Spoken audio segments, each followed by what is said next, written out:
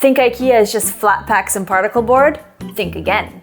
Even big-name designers with multi-million-dollar budgets sometimes turn to IKEA for their projects. So in this video, I'm going to show you exactly what products those are and how top designers are secretly adding them into their projects. Let's get started.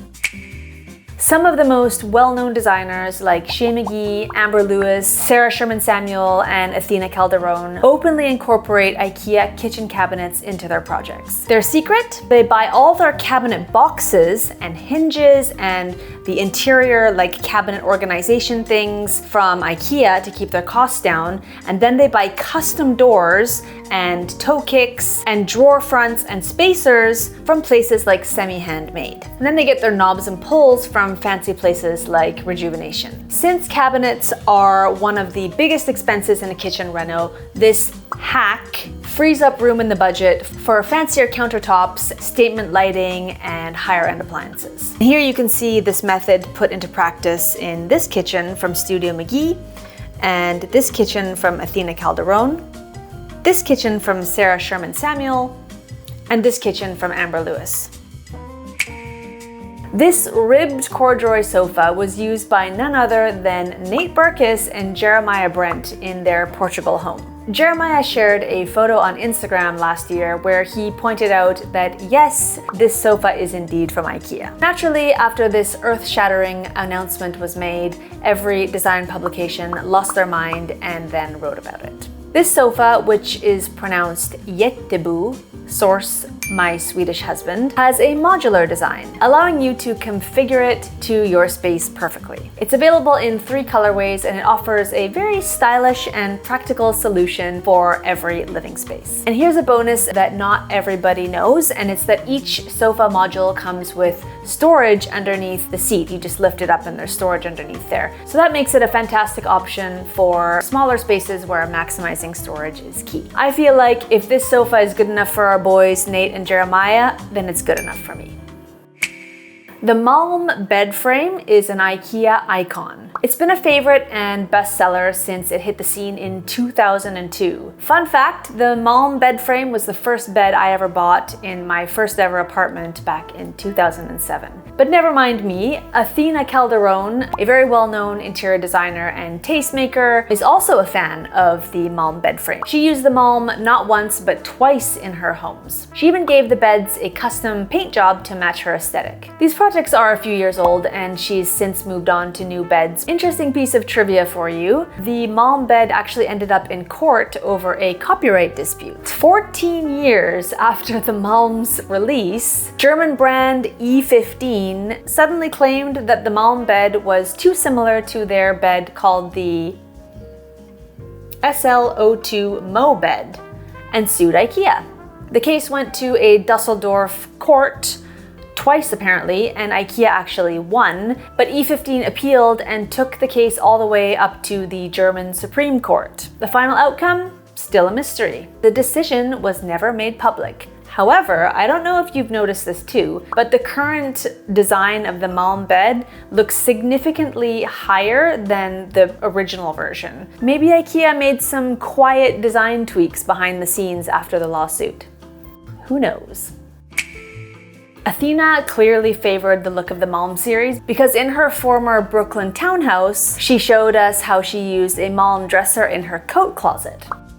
In an Instagram post, she showcased the light oak veneer dresser neatly tucked into her closet space where she intended to store her hat, gloves, and scarves. The MALM series really does it all. And it's not just Athena Calderone. Other designers also agree. For example, Robert McKinley, who says he's a fan of the MALM storage pieces, calling them clean, classic, and extremely sturdy. Sure, there were a few cases of dressers not properly anchored to walls that crushed a few children, but I mean, nothing that IKEA can't amicably resolve with a few $1 million, right?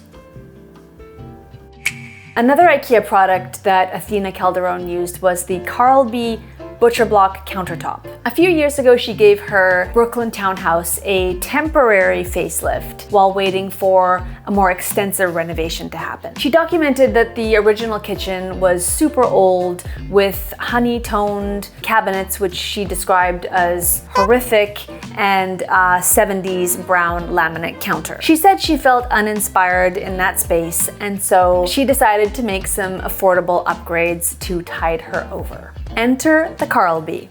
For just $79 compared to the $179 it costs today, it was a really affordable way to make the temporary kitchen a little easier on the eyes. As you can see, she also painted the cabinets dark and moved the fridge somewhere else. Even now, at the higher price point though, the Carlby is still a solid, affordable choice for somebody wanting to improve their space without breaking the bank.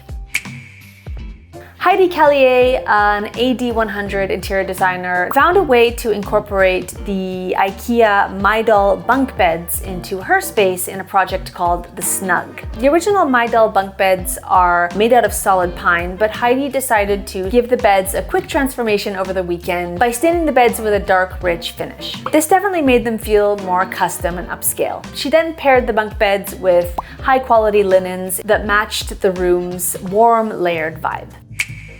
Olympia and Ariadne Irving, a pair of creative sisters, snagged a Farlov for their chic London rental. The Farlov already has a great silhouette, but they took it up a notch by having a custom slipcover made for the sofa with a fabric that was designed by their own mother. Instantly, the sofa went from pretty basic to fabulous. Absolutely, getting slipcovers made can be pricey, but if you can swing the cost, then it's a fantastic way to transform an affordable piece into something uniquely yours. Sadly, the Farlov has actually been discontinued, and IKEA has replaced it with another sofa called the Hilltarp, which is not as good looking.